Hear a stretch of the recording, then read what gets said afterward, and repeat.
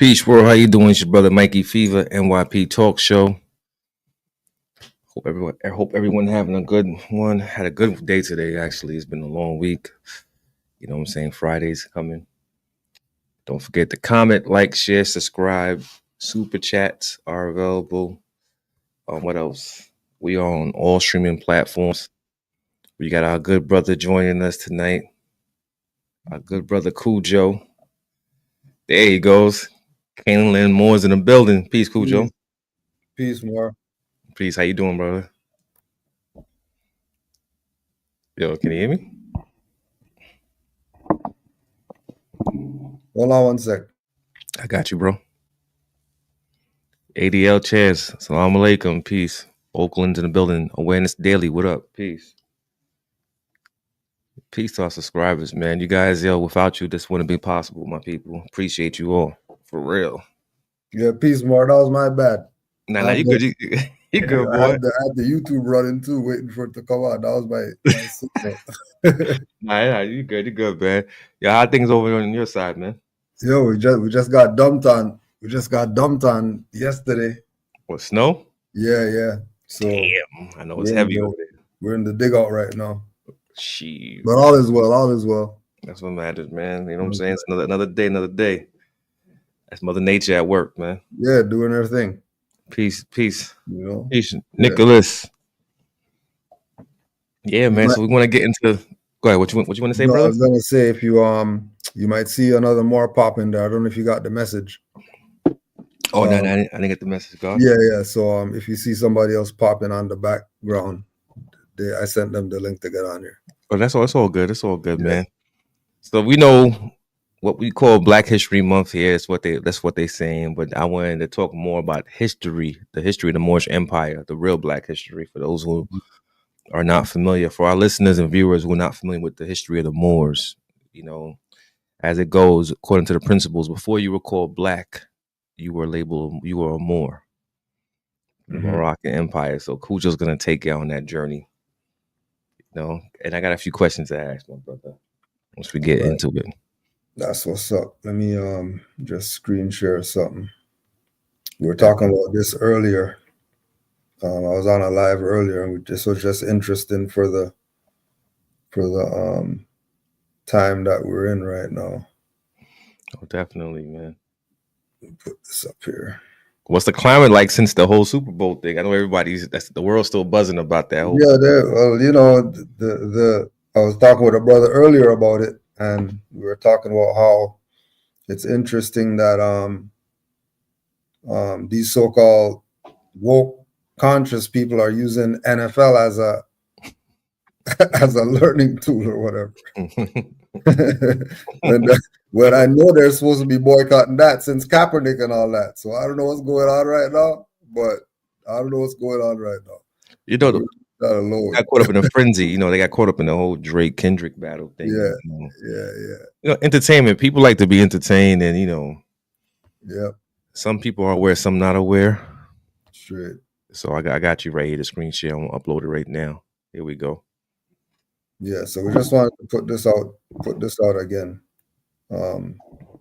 just as a reference point for the Americas part of history. This is map hanging in the rear of the lecture hall of the Society of Mexican Geographers. Okay. In Mexico City. Mm-hmm.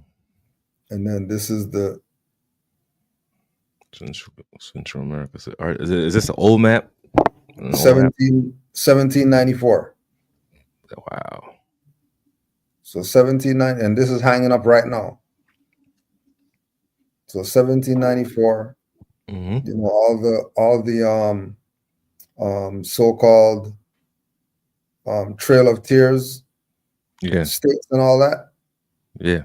All that is in the Mexico jurisdiction. Just for people who are thinking that people call Mexicans are foreigners and stuff like that, or immigrants. Exactly. When the real immigrant is the colonists who came here 1492 and thereafter. On ships, yeah. And nobody's talking about that immigration. No. You know? America's So first welfare case. yeah, exactly. Exactly. So just to see, just so the people could see, because there was also I think we might have talked about it before, the absolute vodka ad that they Yeah. used a similar map to this, and then I remember they banned the ad, they banned the ad near U.S. Corporation. The ad got banned, but it was only able to be in Europe. wow. Yeah. The truth was being revealed. That's what Yeah, it yeah, comes. that's what it's coming down to. The truth is being revealed. So I have Um, a I'm yeah, gonna go ahead. ask, I'm gonna ask like just a general question to get people on board. Mhm. What role did the Moors play in the development of science and mathematics in Europe? Just to reacclimate the people into the history. When actually we'll go right here. I think it's in here. Yeah, so we'll go to this one right here. Oh yeah, you can take off the screen share for right now. Or sorry, I'll do it. I got it here. Okay, yeah. So we'll try this one. Moors, the chronicling of the Moorish Empire. Who's the author for that? The author Zab Photon and Lucille Photon. Yeah, Zab somebody, Photon, Lucille Photon. Um,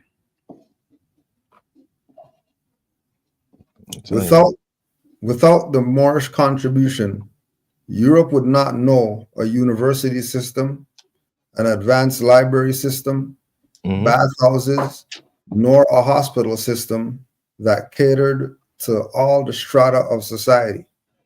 They would got not you. know maritime ability, engineering, advanced irrigation techniques, architectural, nor agricultural expertise, all of which the Moors brought to Europe. The Moors had a profound effect on dietary customs of Europe, including such staples as pasta, rice and corn and sugar. They introduced citrus and a variety of other fruits and vegetables, including dates, strawberries, ginger, olives, pomegranates, bananas, and coconuts. In fact, the much touted Mediterranean diet of today has its foundation in the foods that the Moors introduced and cultivated throughout the region. The Moors also introduced a host of new fabrics, including cotton and silk, to both Spain and Portugal. Additionally, the Moors introduced advanced heating techniques to individual homes by utilizing hot air conveying through pipes embedded in walls. They introduced Europe to bathrooms equipped with running hot and cold water. The innovations they rendered to Europe were varied and utterly profound. Wow. See, and now we'll trickle down to what we know as slavery with the invention, because many inventions were created by so-called African Americans during slavery time. So it comes to Right. show how advanced the Moors were within civilization, and as many say, thank God for 7-Eleven, civilizing the Europeans. Yeah. And So also too, with regard to that, that when we talk about um, um, this civilizing of Europe, it's going to be told as conquered. It's going to be told as the Moors came in there and there was some brute, whatever like that, when we were giving them everything for them to get out of the dark ages. Exactly. And be introduced to how to be civilized people. Right? And then the people today are going to look at the Moors doing that as the sellout because we gave them all the stuff and now they're using the stuff against us, when it's really our people who haven't lived up to the standard, so that stuff doesn't happen to them. Right? Going back to this thing about there being a Black History Month and Black this and Black that, in order to keep our people in the slave mindset. Because what do they say? As a man thinketh, so is he. So is he? Yeah. So if he's going to think I'm a slave from Africa and the slave ships and what, then that's gonna be what is gonna keep perpetuating. I'm glad you said that because I have heard, I have heard, in person and within these internet so-called streets that people are quick to say that the Moors are the one who sold our people into bondage. Mm. Yeah. No, can you elaborate on that? And again, it's coming from their ignorance. Yeah.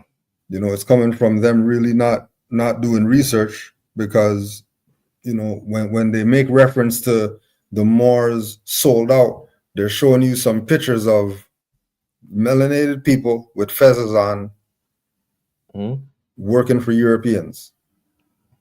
Right? But when you go and check who these people were, they had their own nationality. They were Congolese, they were Zimbabwean, they were all these different African nations that due to them being colonized had to work for the European. Yeah. And part of the con was to put fezzes on them so that Moors could be looked at just how people are looking at it. Like the Moors were the sellouts. Yeah. That's an actual operation. Like how during the El Ruckins and the Panthers and them had the CIA sending letters and saying that these ones sent it to each Pro. Yeah. Pro and all that. That's that exact same thing that was going on. Damn, see, it's crazy, man. So how long did the Moors conquer? I'm gonna keep it real. How long did they conquer Europe for? I mean, Spain. Well, the timeline that they have is pretty much the 711 to 1492, the 800 years of this quote unquote rule of these people. Now, when we go to the reference point of Noble Drew Ali, he talks about the Moorish Empire extending across Great Atlantis. So if the Moorish Empire is known to be around even during the time of Atlantis, right? So this is, they're talking about like 8,000 BCE or something. Atlantis pretty much was gone. So if the Moorish Empire was around since then that makes sense when you look in the 101 questionnaire and it talks about the Moorish flag being 10 to 50,000 years old. Yeah, I read about that. So I'm very curious because like we see like some of the historical relics and the paintings. I have seen old paintings of Washington where they had a guy with a fez on behind a general. I've seen images of that. So that goes back to what you were saying, and we do see these relics. But I like to know what languages were the Moors speaking prior to going to Europe? Like, were different dialects they have spoken? Multiple languages at the same time. Wow. That's why when you go to let me pull that reference up. Hold on. There's something I had here that talks exactly about that. Cause it's a beautiful history. Learning about it, you're like, wow. Your history did not. For those who listen and those who are viewing, your history did not begin with slavery. So this is why we chose this topic tonight, and we are, blessed to have Kujo on here. Give thanks, honors to you, Moors, for having something reasonable for the people to get some info, to really help them. Okay, yeah, you could screen share. I got you right now. Boom. All right.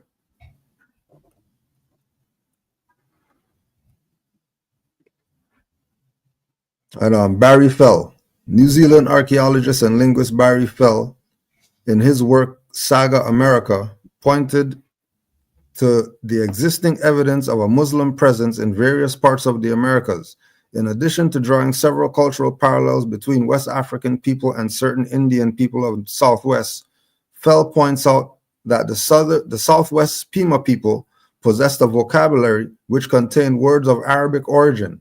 The presence of such words among the Pima is compounded by the existence of Islamic petroglyphs in places like California. Fell informs us that in the Ayo County, California, there exists an early petroglyph rock carving which stated in Arabic, Yasus ben Maria, Jesus son of Mary, a phrase commonly found within the surahs of the Holy Quran. Fell is convinced that this glyph is many centuries older than the U.S., which pertain to navigation, or which, hold on. It's deep, bro. Older than the U.S. Fell also identified the Algonquin language as having words with Arabic roots, especially words which pertain to navigation, astronomy, meteorology, medicine, and anatomy. The presence of such words again illustrates significant cultural contact between the American Indians and the Arabic-speaking peoples of the Islamic world. Such Islamic peoples evidently came primarily from the African continent, as additional evidence suggests. Alexander Van Wortman. Right? Alexander van Woutenau. Although German art historian and collector Alexander von Woutenau argues that the ancient and early Americas were filled with an international melange of peoples from Africa, Asia, and Europe, his artifactual evidence reveals that Islamic peoples were clearly a prominent group within it. In his classic work, Unexpected Faces in Ancient America, von Woutenau specifically identifies a group of carved heads as Moorish looking, found within Mexico. Such heads are dated between 300 to 900 CE, and another between 900 to 1500 CE, Common Era. One such artifact of the classic 300 to 900 CE is described by von Woutenau as the old man with hat. Such artifacts are worth 1,000 words, and the photograph of the old man artifact clearly resembles that of an old man wearing a fez. Wow. The presence of the Naya among the Dina, aka Navajo, is intriguingly giving to the other evidence of Islamic contact within the early American West. The Naja is a crescent moon symbol found among the Dina that is used as such things as decoration and jewelry. While it is indeed possible that the symbol was indigenous to the Dina, a number of Smithsonian scholars apparently think that the symbol spread from Muslim North Africa to Spain, then to Mexico, then to Navajo. The Native American, edited by Colin Taylor. And the stuff goes on and on and on and on and on and on and on. So basically, our presence has been here has been established on this planet. The originators, basically, been here. Because I hear so many different, people got different views and their perspective of history, saying, "Oh, the Moors." But that's the difference. The difference is that they have their perspective views. Yeah. They have their opinions. We're not talking opinions. We're showing you the books right here. Go get the book, prove it wrong. Exactly. So how did the Moors interact with Christian and Jewish communities within that basically came upon their territories? No, because everything was cool when the Moors were ruling. Definitely. There was no you can't worship who you want to worship. Why am I gonna be the ruler and tell that guy he can't worship whoever he wants to worship? That's true. That'll be violating their right to religion. Exactly. Which when you check the record of the amount of different religious denominations that were around when the Moors were ruling, that lets you know that we were the founders of that too, right to religion. Yeah. Because it was under the Moors that everybody was able to practice whatever they wanted to practice. It was only after they got Moors out of power did they start pushing this, well, you can't, and whatever like that. You can't do this, you can't do that. Mm-hmm. You know what I mean? Nah, that's true. That's true. I You respect know, that very much. pre-colonization, when the Moors were running stuff, you were able to be Jewish. Mm-hmm. You could have your Quran. You could have your Buddhist literature. You know, you could be a nature worshiper. Exactly. You didn't, you know, that, and that's part of the thing with people who say, oh well, the Moors, and then they start talking about Islam. When we bring up the Jews of Harlem, they were dark skinned Asian. They weren't Islamic, and Yeah, they I knew saw. that they were Moorish. I seen that the Zion Temple of Islam. Yeah, the Zionist temple of the Moorish Jews. Yeah. Now Yeah. remember, if they're saying they're Jews, that means they're Hebrews. They're Hebrew Israelites then. You got a point. You know, some Hebrews won't be happy with that, but yeah, I get you. Yeah, but again, it's going back to the thing. We don't care about the opinion. And of Debate course. the picture. Debate the picture that says Moorish Jews. And then how come these people today are saying that they're Hebrew Israelite, not Moorish Jews, when Jews are Hebrew Israelites? If I'm not mistaken. Yeah, it's true. It's true. When you see the 6-point star, that's Hebrew Israelite stuff. Mm-hmm. Well, the Moorish Zionist Jews had that in the 1800s. Yeah. Yeah, I seen quite a few photos, Yeah, and I was they amazed with never it. called themselves Hebrew Israelites. That's another part of it. So where that stuff coming to the language, Yeah, definitely. right? Just like when you talk to um, um, unstudied people, and they'll identify our people as African American, Mm-hmm. and to really think that that's our identity, didn't even know that Jesse Jackson made that up. That's true. That's true. We went from different titles. We went Yeah, from Negro to Negroid, people of color, then African Americans. I heard about that. I heard about that deal Jesse Jackson was making. What was it, with Pepsi or something like that, or Coca Cola? somebody. Yeah. Yeah. So wow. Mhm. So what major battles did the Moors fight during the Reconquista?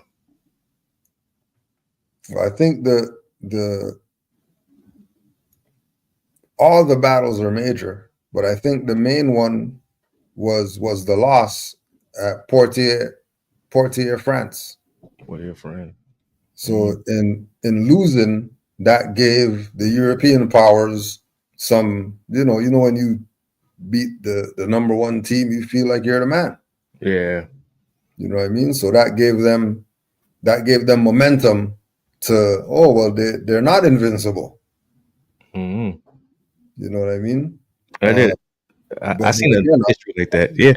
yeah, but a lot of our fall is because of our own. It's not because somebody really beat us. Damn, man. A lot of our fall is because our own work with the other side. I heard about that. I know it was a big battle with who was it? The Catholic Church at the time. Mhm. They hired some mercenaries. You know, that's gonna lead to a whole rabbit hole, but they hired some mercenaries, some Templars, I believe, Yeah, to go out with the Moors. And the Moors were just from what I read and what I seen on the documentary, the Moors was just slaying them left and right, man. yeah, yeah. That's why they went so hard with the Spanish Inquisition, Mm-hmm. because it's still carrying on today when they murdering people in the street or whatever like that. That's Inquisition going on again. What they did to Fred Hampton, that's the same. That's the same stuff. Mm. You know? So how That's can the we same. That's the differ? same war. The same. That's the same war going on. The colonists Exactly. versus the Muslims. Oh, we see it today. I see it today. Yeah, yeah. From It's observing this evident. political stuff, It's from evident. books like C.M. Bay, it kind of, you see it today what's taking place in his book, Hmm. The Civilization, The Clock of Destiny. Yeah, It's always the Rose versus the Crescent, yeah. basically the Son of Mary Exactly. versus Islam. So we see it, the Daughters of Liberty and everything else. Yeah, It's really it's showing itself, like it hasn't gone away, and it'll forever be that way because you know and they would it's like likening it to like situation with like took place in Haiti and Moors, like they'll never forgive us for conquering, Yeah, for it's the being exact leaders. same thing. That's It's the crazy. exact same thing. Because That's crazy. remember the innovation of them comes through us. But if they cut us off, now they're stagnated. Got you. Got you. Now they can't evolve. And matter of fact, they're gonna start to devolve and go back to their carnal self. Got you. So how can we awaken people onto this history of Moors? Because a lot of them are stuck in Black History Month, and not to take away from the plight of the so-called black man, but how can we tie people back into this history of knowing what the Moorish Empire Well, has contributed to the world? it starts with stuff like what we're doing, just having platforms where this conversation could happen, because it's a conversation that doesn't happen, especially during this time, on both sides. It's not going to happen because, well, they're talking about Black history and it's Moors. So why would they talk about Moors during Black history? Because it's not even relative like that. Like the people who are supposed to be talking about it, they'll talk about the Black stuff during Black History Month. Somebody just said R.H. Salam Bey says you can't. They have to want it. Yeah, that's too. That's true. That's true. Because the masses are preoccupied, like you said, with a lot of entertainment and buffoonery taking place. So to learn about this, like we always see in school, children when they speak of Black history, they come out with the Dr. Kings, Malcolm X, and Thurgood Marshall. But I never hear somebody say, "No, but Drew Ali," or say for instance, Elijah Muhammad. Yeah, like they never. That's not a popular thing. Definitely. Yeah. But that point that the Moor made, that's the main thing, that they have to. You could tell them whatever you want for however long. If they don't want the truth, then they're not gonna evolve. Definitely. They really have to want it. All right. They have to want it. So you answered the question of religion, which is true, because the Moors were very tolerant of other religions and believe in equality. You know what I'm saying? And we spoke about the irrigation that they help with the system in Europe, having their own sewer system and working toilets and such, which is pretty deep. So how did the Moors contribute to the development of transporting goods from Europe to back to that Moorish Empire, the trade routes that we see happening today, that they're speaking about today, like the Panama Canal and all that? How was our system in place before that, before modern time? No, as when you research the Moors, there's a part of the history that's going to come up dealing with the golden trade, the golden trade of the Moors. And when we're talking about the commercial aspect, whether it's maritime, right, law of the sea, whether it's with regard to goods, whether it's regard to land, the Moors were the ones who were the forerunners, the ones who set this thing up for everybody else to be able to be doing whatever. So when you look at the routes that they take today, those are the same ancient routes that the Moors had laid down. When we're looking at the transportation of specific things, like you only go into you want electronics, you only go to those people. Yeah. You want certain spices, you only go to those people. That idea came about with the Moors, because the Moors were the ones who had everything that people wanted. Of course. You know what I mean? So in order to get it, you would have to go to a Moor to get it. You didn't have the ability to get salt from somewhere other than a Moorish province or a Moorish regency. There was some. It's similar to when they talk about when they talk about the Europeans going to ancient Egypt to learn. Yeah. And there was a central location where all of them from wherever went to go learn. Yeah. It wasn't like, oh, well, we can go all over the world to go find out some info. If you want to learn, you got to go to those people. It's a 40-year program. And you know what I mean? That's just what it is. It was the same thing with regard to, you know, the trade. That the only way you're going to get frankincense, you're going to go to the Moors to get it. Moors. Got you. You know, you're not getting that from, 50 different stores like we got today. You could, oh, that one's closed. We'll just go to that one down there. Yeah. That one doesn't have it. Oh, yeah, we're going to go over there. Yeah, definitely. So if it was a 500 miles you had to go get that whatever, think about things like medicine. Got you. So the thing is, like, why is that the general public gets like a misconception when they hear the Moorish, they go straight to Morocco, which we know that, right? But they always say, well, you don't look like how these people look. Like they go by that, like the phenotype. You don't resemble them, and they will not acknowledge you as a Moor. Yeah. How do you respond to that? How do you take that? Put that screen share up that I have right there. Right.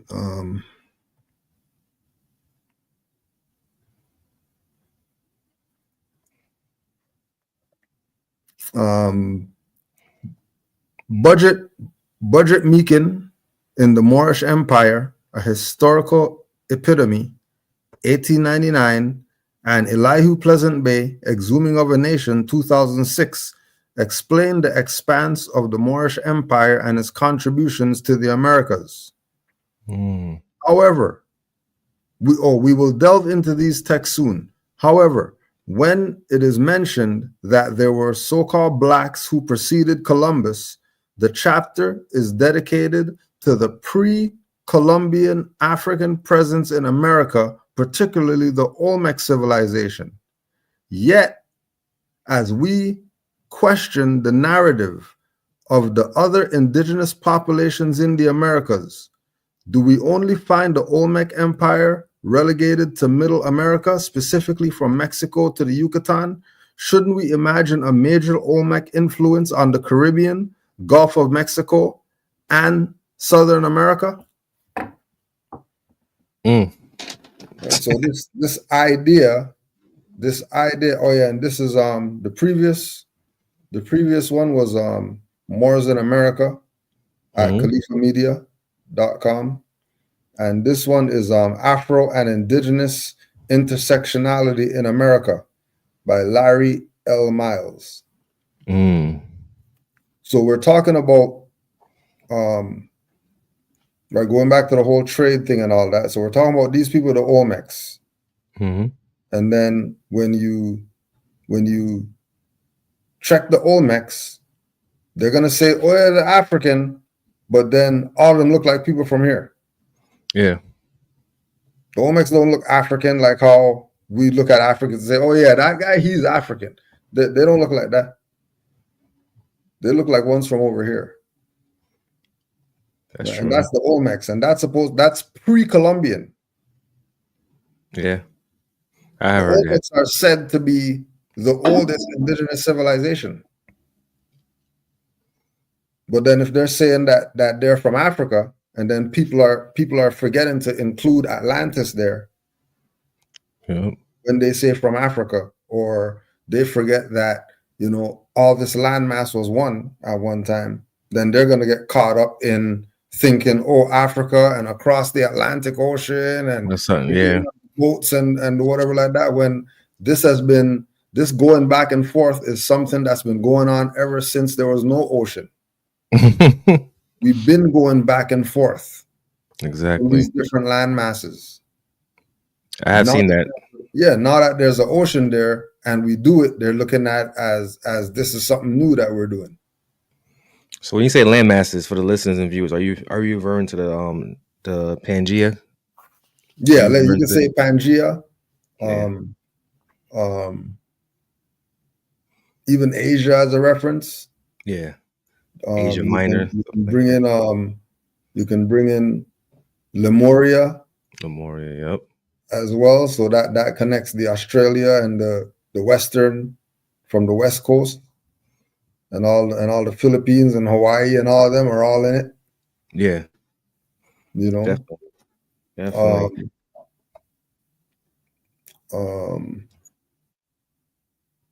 Few other names, but Gazwana or Gawanda, right?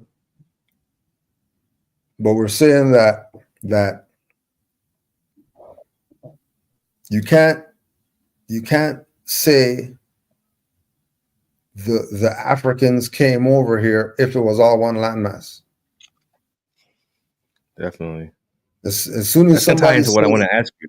Yeah, soon as they say that, then you know that they're thinking a nation divided. They're not thinking a nation or multiple nations that are under an empire. That makes sense. Now that's deep right there. Yeah.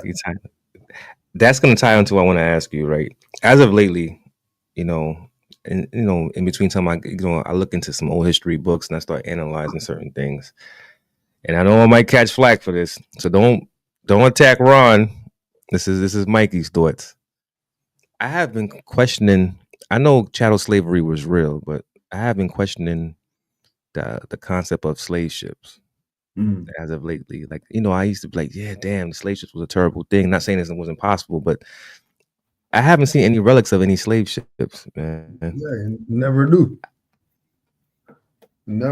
I have been looking. I've been questioning, like, where. Go ahead. Yeah, if they do end up showing you something, if they do end up showing you something, it's not enough to justify. Now, for real, Jerry Blaze, I've been questioning that as of lately. Like, yo, that the indigenous concept that the Moors been kicking, I'm starting to really lean towards that. Yeah, go ahead. It's the only thing that makes sense. Nothing else makes sense. I was gonna go to this reference.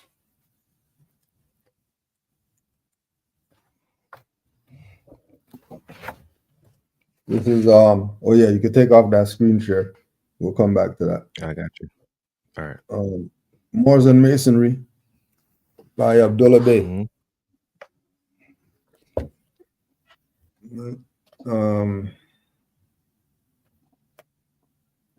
Raising questions about the transatlantic slave trade claims by challenging the prevailing claim in history textbooks that the Spaniards and Portuguese were the dominant seafaring, commercial, mercantile, and trading powers during the 13th and 14th centuries, 1400s and 1500s, and that the Dutch, French, and English held the sea power during the 15th and 16th centuries, 1600s and 1700s, stimulating new thought and public discussion about the transatlantic trade claims.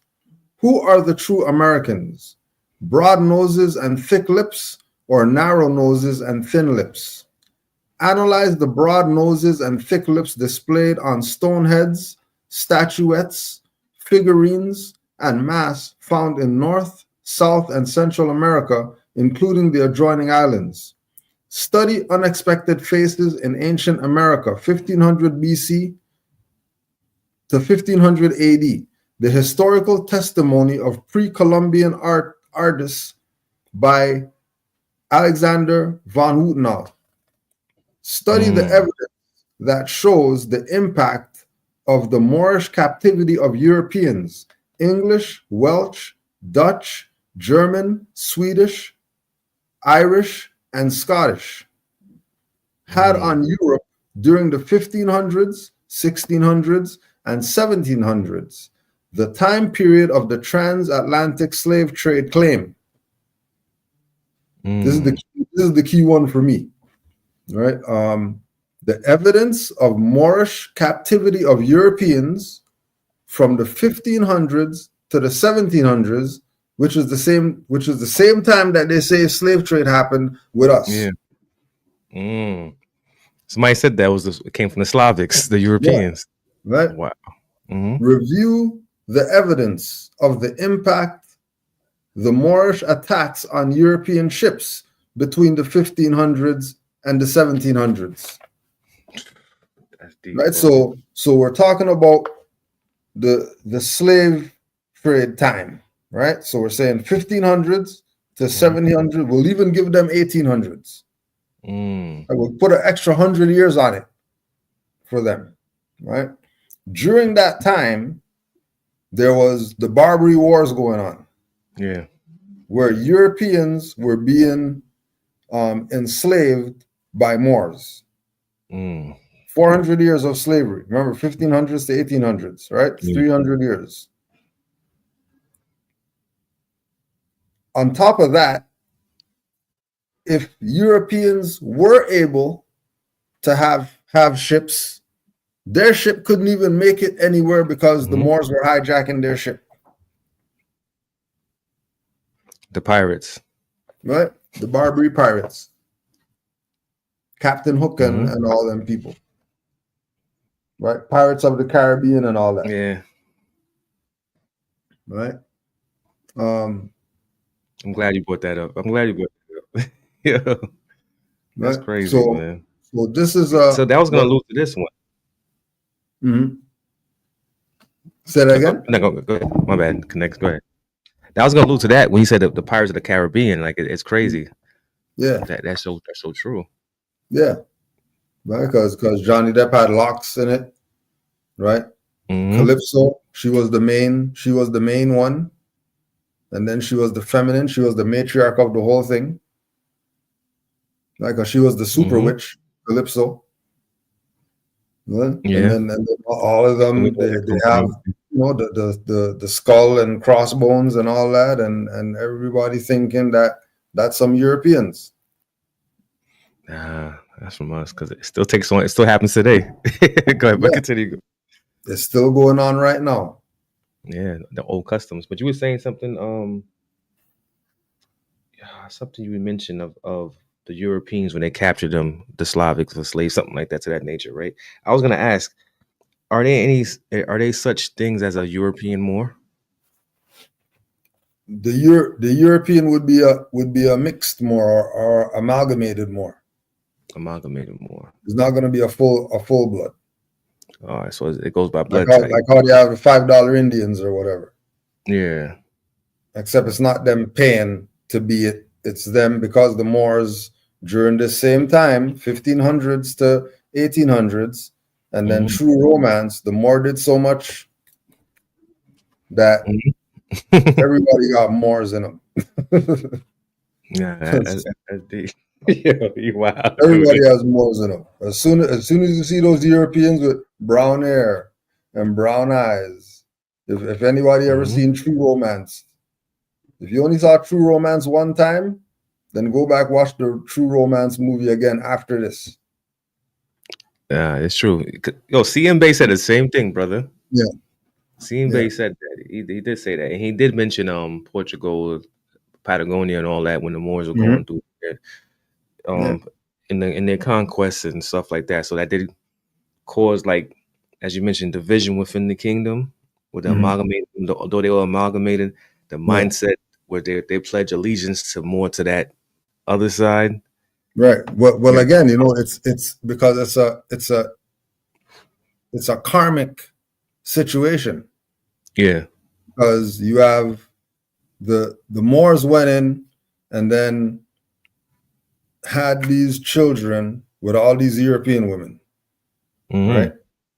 Now, what the Moors did to the European women wasn't really right and exact. Yeah. So now you have the sons who they always go with mom. Of course. That's a fact. So you have the sons now defending mom. This is where you get this whole thing with the KKK and they're mad at the black guys and kill the black guys and kill the nigger and all that stuff. That's where it's stemming from Mm. that hatred of what we did to their mom.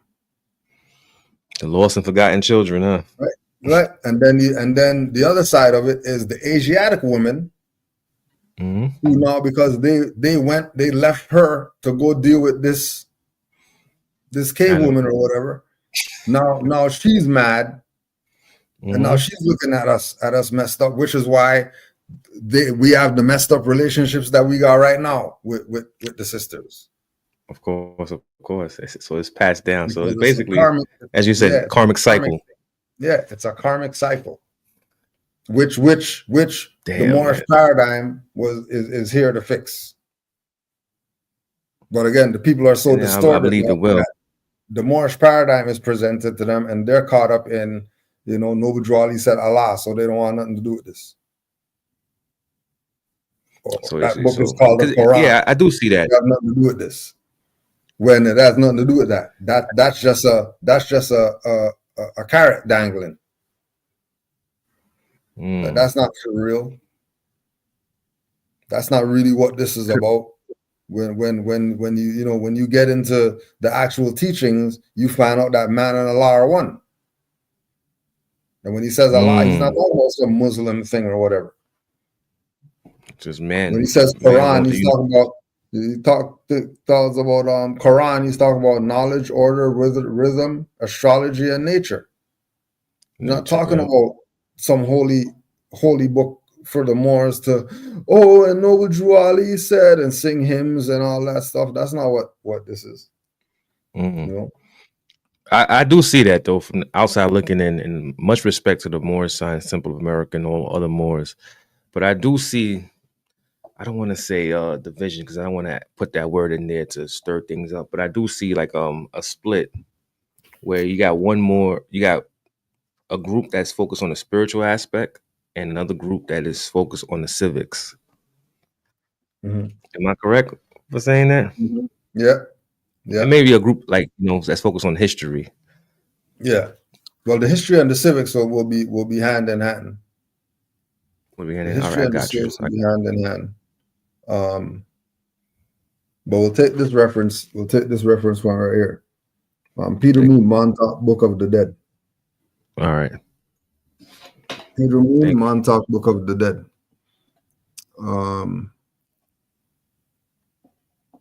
In 1928, Ali attended a Pan-American conference in Havana, Cuba, where he enjoyed broad recognition from a host of other countries. They were, of course, recognizing his sovereign status as a Moorish national who was representing the ancient empire of Amexem. Keep in mind that other countries had no reason to fear Drew Ali or what he represented. It was at this conference, however, that he received the document which was to change the face of Moorish science forever and would eventually lead to what is known as the Great Schism. This is the name the Moorish community uses to refer to the dispersal of Moorish science into different groups. So the diversion came because of the fame and nobility that Noble Drew Ali had. Got you. And everybody wanting a piece of that, opposed to work with him so that we all could have something. They wanted what Drew Ali had. Right? The greed and the envy and all the other deadly sins. That still plagues our people today. Unfortunately, man. Damn. I wish, man,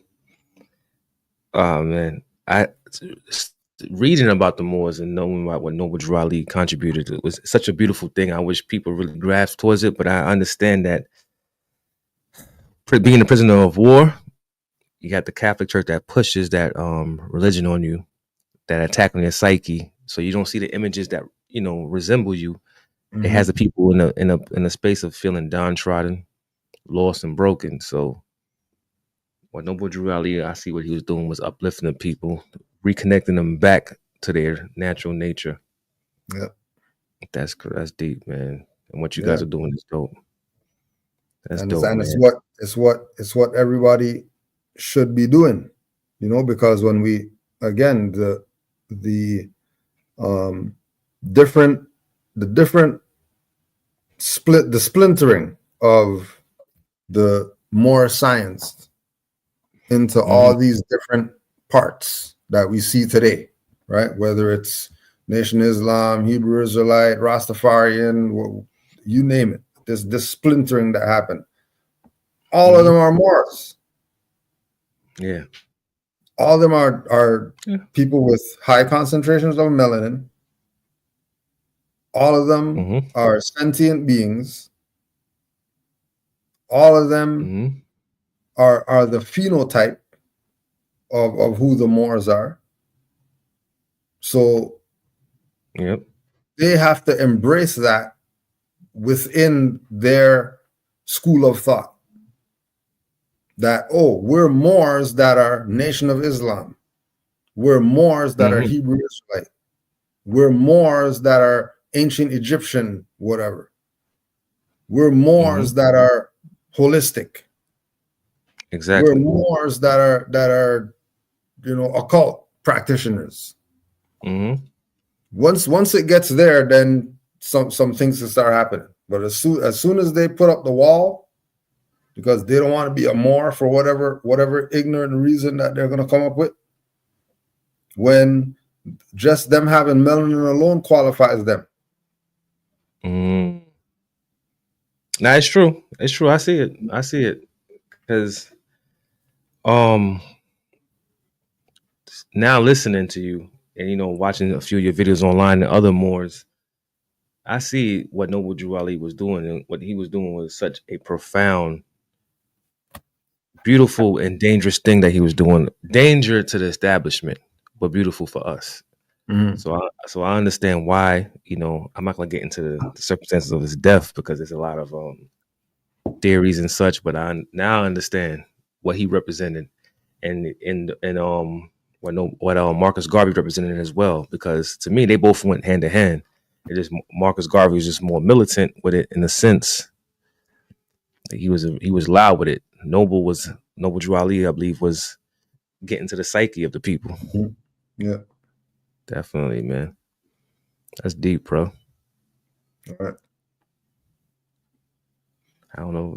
Well, yeah, and then keep in mind with this too. Keep in mind that other countries had no reason to fear Drew Ali or what he represented. Because what is he doing? He's solving the Negro problem that these people know that the Negroes are beasts.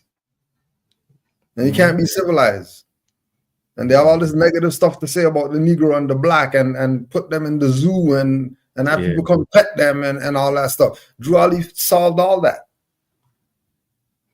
You know what I mean? So the Europeans are looking at it like, well, he's taking a problem off our hands.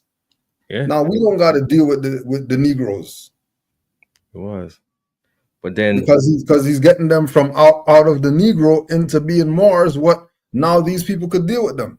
Because all nations engage other nations based on the relationship these nations have anciently. So what happened with from what I heard many Moors say that the sovereignty of the Moors was stripped away from them in Carpenter's Hall in Pennsylvania.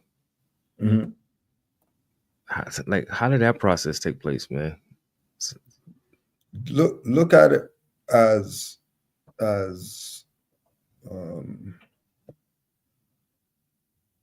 Trading Places with Eddie Murphy. I think, did I see that? Or he's playing like a homeless guy? Where he played the homeless guy and then he got the finance. Yeah. Right. And then they played that out in Coming to America.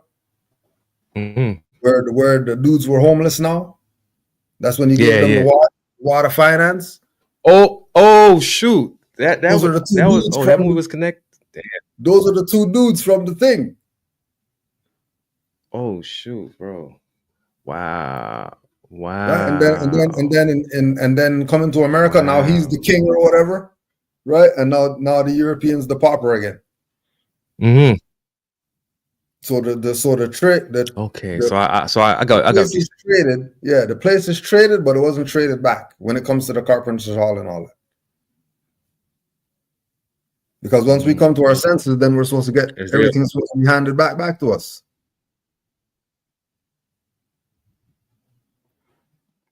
Mm, so is there a way in 2025 going forward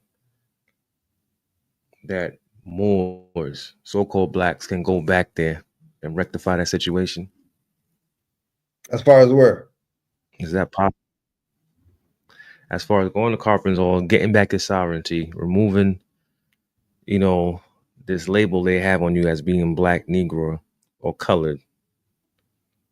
No, remember that was the whole thing with the Resolution 75 in the 30s with the Moors being able to use their names again, Mm. right? No, to make it But the Moors want to be Negro, black, colored people. The Moors want to be ancient black Egyptians, and the Moors want to be Hebrew Israelites and Nation Islam. The Moors want to be Christian, Methodist, Baptist, whatever, opposed to being the L's and the Bays. Who this is really about. You know, the people getting back to themselves. Right? That's true. That's true. Now we have to promote that out there, man, because I love what you're doing, man. What you and the Canaanland brothers are doing online is very profound and respected. Yeah, it's you uplifting minds. You even got me taking notes on what books to look into, man. You're gonna have me go back in my bag to really do some research, man, because this is what we came out of when we talk about the timeline. When we talk about the timeline of when we came in 2008 to now, right?